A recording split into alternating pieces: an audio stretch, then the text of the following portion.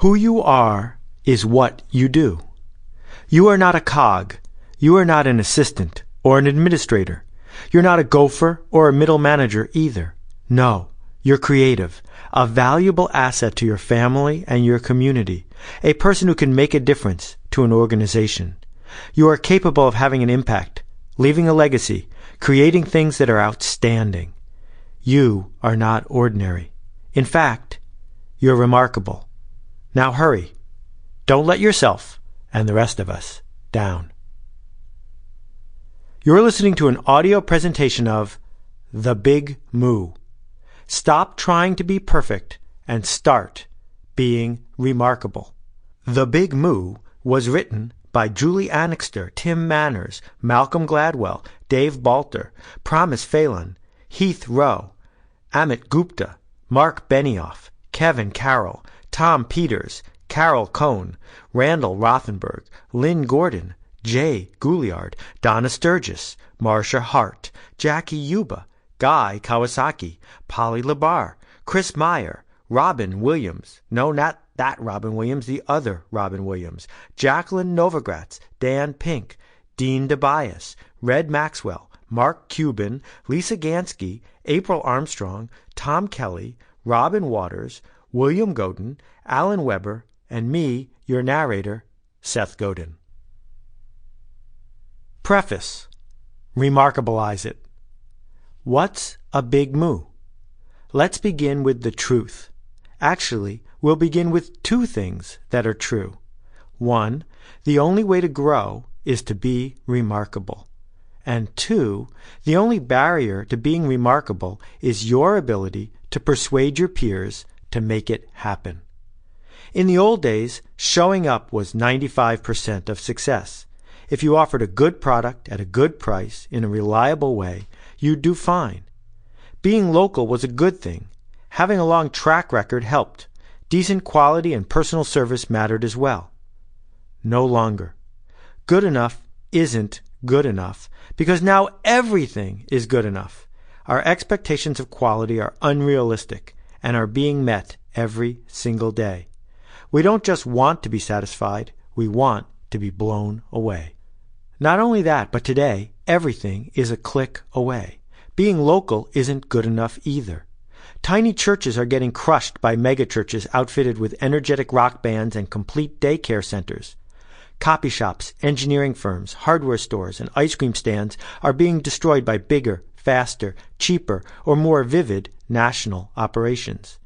If you're lucky, really lucky, you might be able to stay afloat, to break even, to somehow deal with the competitive onslaught as you try to do business as usual. You might be able to replace the business you're losing to your better financed, bigger, and faster rivals.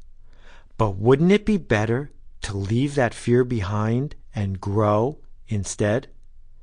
You will grow as soon as you decide to become remarkable and do something about it. Remarkable isn't up to you. Remarkable is in the eye of the customer. If your customer decides something you do is worth remarking on, then, by definition, it's remarkable. Remarkable or invisible? It's come to this. In our media-overwhelmed, hyper-cluttered, everything is good enough world, your message can't get through. The story about your nonprofit, your law firm, your widgets, your corporate services, whatever it is being censored and obliterated. A few years ago, I wrote a book called Purple Cow. It was all about why you need to be remarkable. The title came from a simple story about how boring cows are and how remarkable a purple cow would be. Advertising cannot spread the word about your product. The only tool available to you is a fundamental one. The only tool left is to stop hyping the product and to start making things worth talking about. Remarkable is not in the eyes of the marketer. It doesn't matter one bit how hard you worked on something or how cool you think it is. It's up to the consumer. If the consumer thinks it's worth remarking about, then you've got a purple cow. Every once in a while, though, a product or service is so remarkable that it changes the game. Your innovation becomes something even bigger than a purple cow.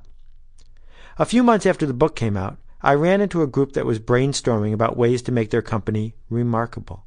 After a while, one participant blurted out, "That's not good enough. We need to create a big moo." A big moo is the extreme purple cow, the remarkable innovation that completely changes the game. The idea stuck with me. Yes, a purple cow is what you need, but the big moo goes a step further. In order to grow at the pace the markets demand, you and your colleagues must find the big moo, the insight that is so astounding that people can't help but remark on it.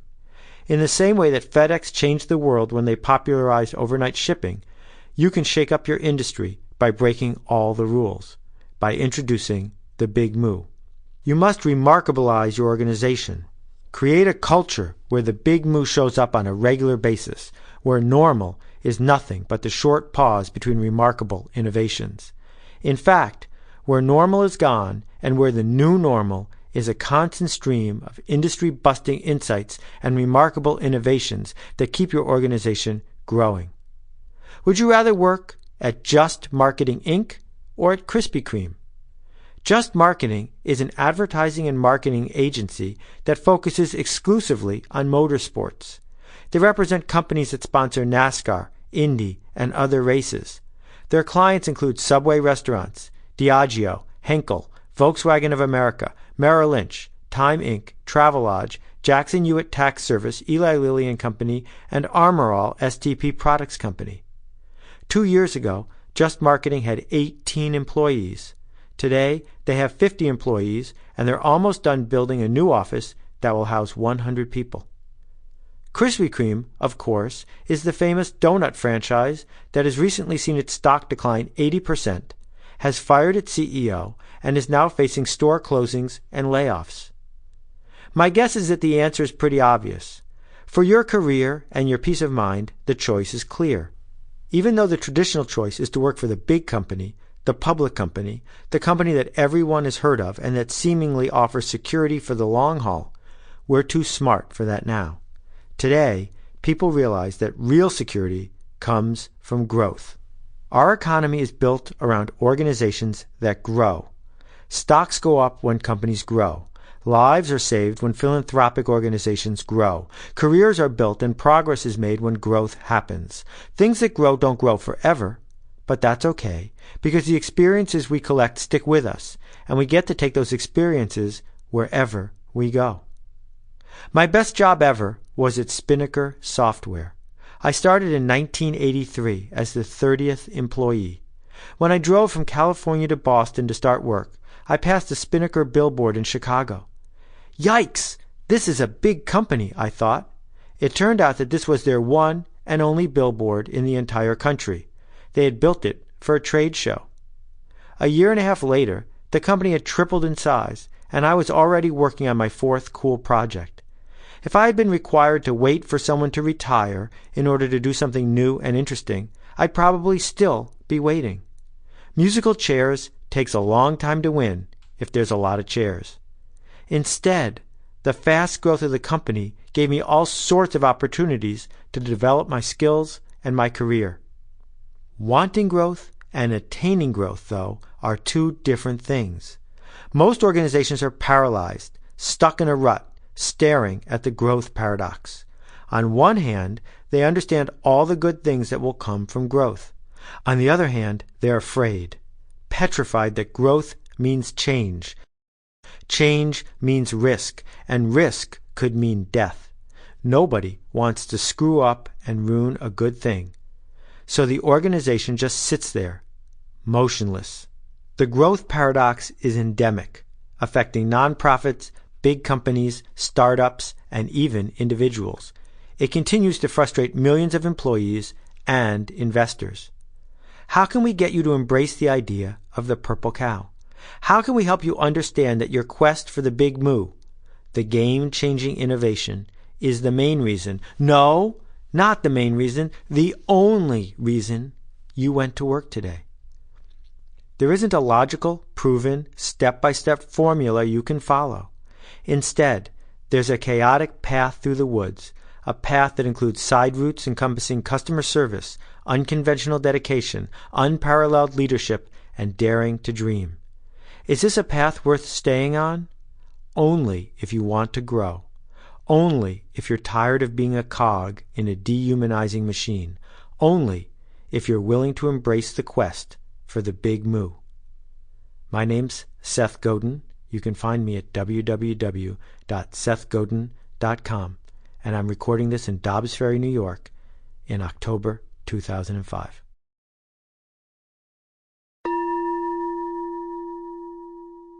Introduction. The Purple League of America. Some kids dream of making it to the big leagues. They imagine that John Elway just threw them the football, or that Pele just kicked a ball at their head. Others, holed up in the attic, read comic books about collaborations between Aquaman, Wonder Woman, and Green Lantern. You know, the Justice League of America. My dream was to write a book with folks like Tom Peters and Malcolm Gladwell and Jacqueline Novogratz. Twisted, but true. A few years ago, after I wrote Purple Cow, I started to hear from readers who wanted me to tell them the secret. It wasn't clear to me what the secret was, but some thought there was a closely guarded magic spell that would cause a purple cow to appear in their organization. It's obvious, at least to me, that there is no secret, and at the same time, there are 85,000 secrets. Of course, there isn't just one thing that'll work. Everyone needs to hear a different message. If I could just find the right incantation for the right person at the right time, I'd be a hero. This is hard work. Finding the secret path for 85,000 different people is daunting. So I did the obvious thing. I asked the smartest people I know to help. I got help from people you've heard of and from some who may be strangers to you. What they all have in common is this: they live and breathe what they write about. No posturing, no hypothetical nonsense. Together, the group has sold millions and millions of books. But they've also built entire industries, raised millions of dollars for non-profit organizations, changed the face of mass marketing and industrial design, and taught the world how to use computers. Lisa Gansky co-founded the very first commercial website. Promise Phelan runs a thriving consulting firm that teaches companies how to get their customers talking. Mark Benioff is changing the way every sales force in the world is managed. And that's just 3 of the 33 contributors to this book. My selfish dream would be to have dinner with this group every night. There's no way I could pull this off. Even if I could, I wouldn't be allowed to invite each one of you to dinner. So I figured that putting together a collection of short essays was the next best thing. When Lynn Gordon tells you about thinking differently, she's doing it with confidence. Her best-selling series of card decks are proof of that. When Robin Waters or William Godin talk about product design, you know from their work that they've been there and done that. Randall Rothenberg knows more about advertising and what doesn't work than anyone I've ever met. Marcia Hart has figured out how to use architecture as a competitive organizational tool. And Jay Gouliard did more than invent Go-Gurt. He changed the way giant organizations get innovation done. Virtually every person I asked to participate said yes, without hesitation. Part of this is due to the fact that all our proceeds go to charity. But even bigger than that, I think, is our desire to get more people to understand how very cool it is to live out your remarkable dreams. You'll notice that the individual contributions aren't credited as we read this book. Pretty unusual, perhaps even remarkable. We did it because it makes it easier to read the book as a whole, to avoid being interrupted by the noise your brain makes as it shifts gears from one voice to another. That, and it lets you guess who wrote what. This is a book about how and why to grow. It is not a book of facts or logical reasoning. Instead of lecturing you about how important and wonderful it is to do scary, brave, and remarkable things, the Big Moo paints a very different picture for you. My colleagues and I are intent on slipping some subversive ideas into your subconscious, ideas that will help you dream bigger dreams, though they might cost you some sleep as well. We believe that one way to get past the growth paradox is to avoid addressing it head on. Instead of warning you about the dangers of stagnation or promising you the benefits of growth, we've decided to tell some exemplary stories instead. Stories that are easy to read, memorable, and most important, useful parables for putting growth to work in your organization. One last thing. Every word in this book was written for free. All 33 of the book's authors are donating 100% of their royalties to charity. The proceeds from sales of this book are going to the Juvenile Diabetes Research Foundation, the Acumen Fund, and Room to Read. You can read about these charities and see updated records of our fundraising by visiting www.thebigmoo.com. You can also read more about the work of some of the authors in the group of 33 by visiting www.remarkabalize.com, spelled REMARKABALIZE.com. We hope you'll buy copies of this book or this audio program for everyone you know. That's why we volunteered our services. We want to publish a book and a recording that sells in the millions, that creates a movement around building the Big Moo. You can find out bulk pricing of the book by visiting www.thebigmoo.com. Thanks for listening. It's time to remarkableize your organization. Let's go. Spread the word.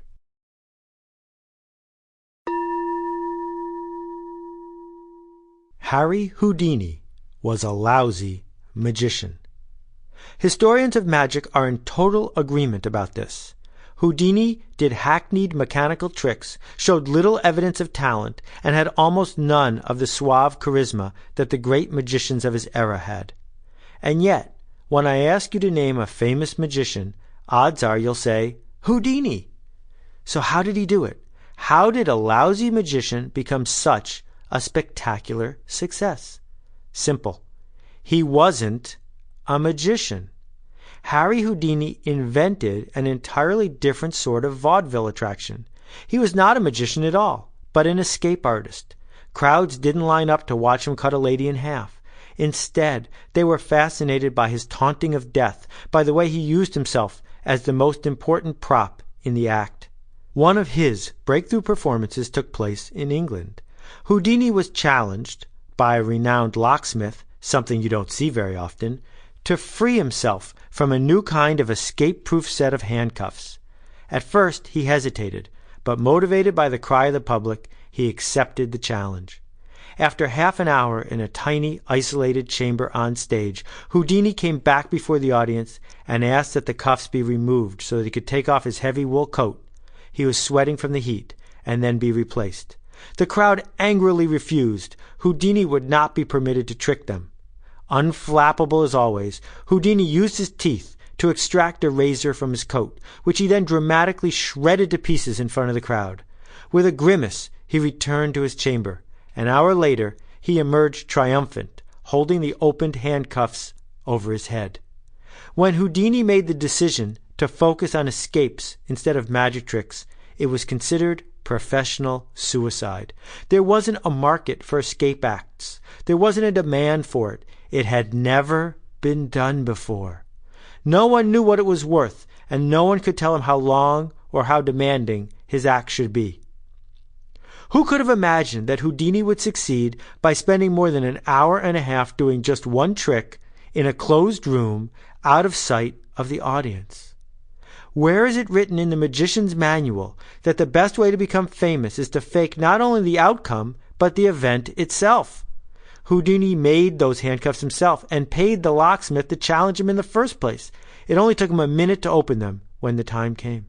Sometimes making an original choice when there seems to be no choice at all is daunting. But this is often how the brave succeed while the masses are consigned to failure.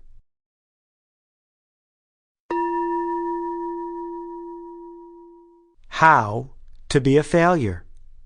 1. Keep secrets. 2. Be certain you're right and ignore those who disagree with you. 3. Set aggressive deadlines for others to get buy-in, then change them when they aren't met.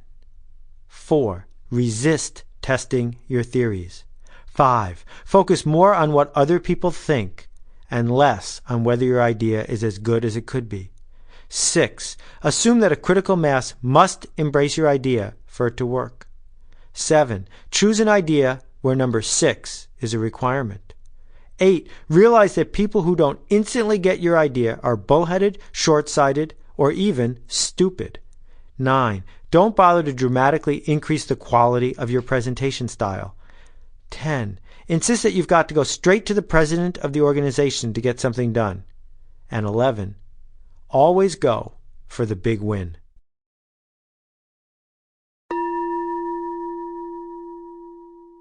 Chopping onions. Call it the curse of the TV Food Network. Since the network debuted about a decade ago, enrollment in degree-granting cooking schools has almost tripled. What's happening to all the graduates? Often carrying more than $50,000 in debt, they take jobs in kitchens, cleaning potatoes and chopping carrots. As you can imagine, this is hard work and low paying. About half of all culinary school grads quit the industry within 3 years.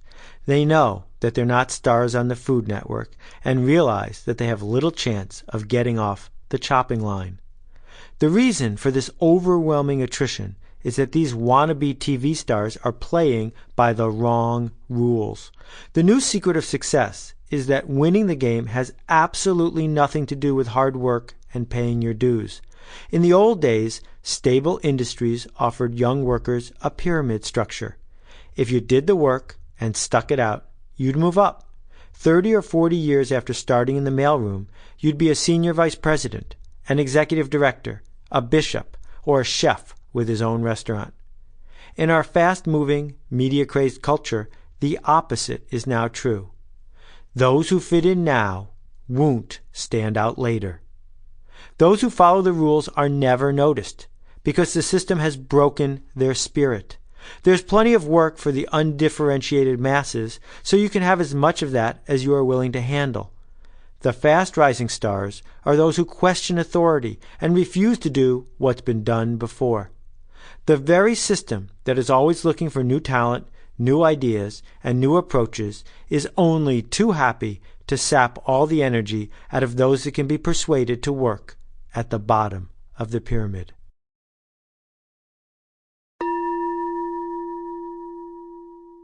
When everything is free. Dateline, Washington, D.C., April 2010. AP story. Spiraling price competition from China, India, Walmart, and Internet programmers is driving prices down to their lowest levels in 100 years, the U.S. Commerce Department said yesterday. Based on data it has collected, the Commerce Department issued an extraordinary warning. U.S. businesses should consider changing their business models to a donation-based system or face highly uncertain prospects, including Chapter 7 bankruptcy. In a related story, bankruptcy filings reached record levels last week. Right now, the article above is a science fiction story, maybe a really bad one. But imagine if price competition played out to its ultimate end.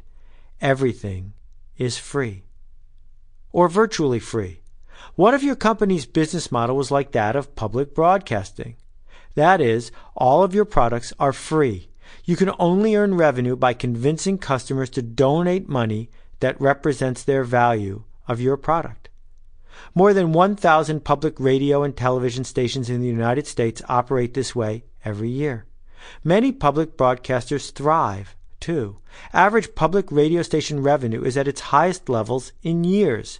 National Public Radio is the fastest-growing radio format. In her will, Joan Kroc, a loyal NPR listener, left NPR $200 million when she died in 2003. It's not just the rich patrons that care, though. More than 25,000 people were so upset with a personality change on NPR that they signed an online petition within days. To get 25,000 people to sign anything is a feat in itself.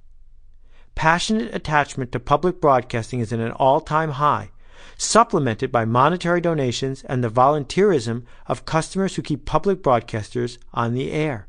A public broadcasting business model could be creeping up on your company faster than you care to imagine or admit. Severe price pressure is a growing reality for manufacturers of furniture, software, and electronics, as well as for providers of call centers, accounting, and other white-collar jobs that can be accomplished by anyone with enough training. Perhaps a public broadcasting business model isn't such a far-fetched scenario after all. A model that relies on donations and is based on free seems alien, but maybe that's the best route for the future of your organization. For a moment, imagine that within a year, global competition causes your company to rely on donations to survive. How will you prepare? How will you change your relationship with customers? Will you change at all? Will you begin to treat customers like family? Will you involve them in the business, as many family-owned businesses do? How will you attract and keep customers who will chip in extra money if you can't meet your yearly revenue goals? How will you change your product to become so valuable that customers will pay a fair price after they've used it freely for a year? What will you do differently to survive?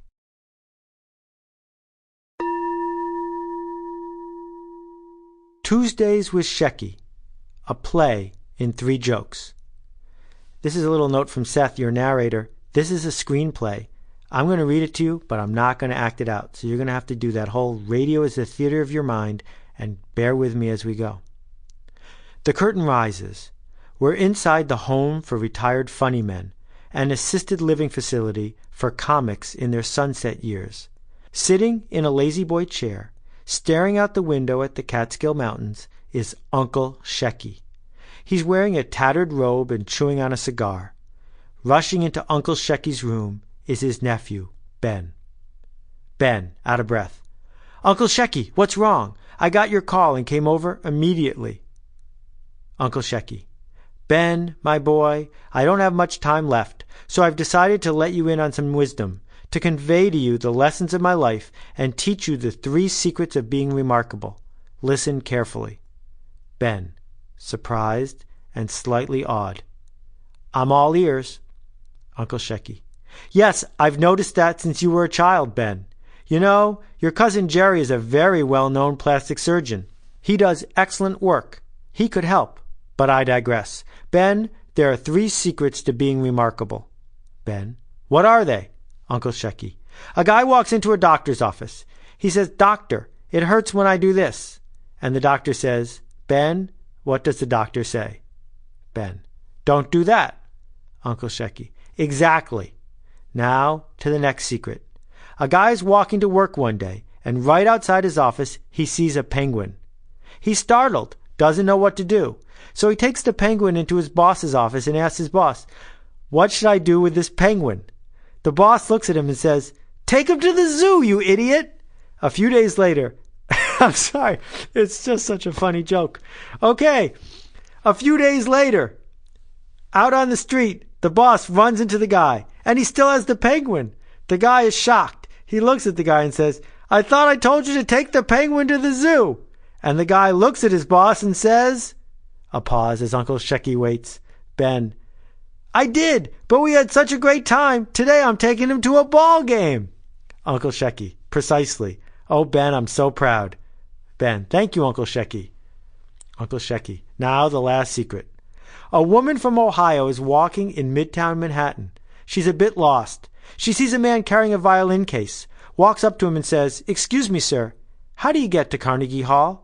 The violinist looks at her and says, Ben, not even waiting for Uncle Shecky, Practice, practice, practice. Uncle Shecky. Right. Those are the secrets to being remarkable. Ben. I don't get it. Uncle Shecky. Stop doing things that hurt. Do what you love. Ignore what authority figures tell you. And most of all, Ben. Practice, practice, practice. Uncle Shecky. That's right, Ben. Uncle Shecky clutches his chest. Uncle Shecky in a weak voice. You've been a great audience. Ben. Uncle Shecky. Uncle Shecky, his voice weaker still. Thank you. Good night. Drive safely. The curtain falls.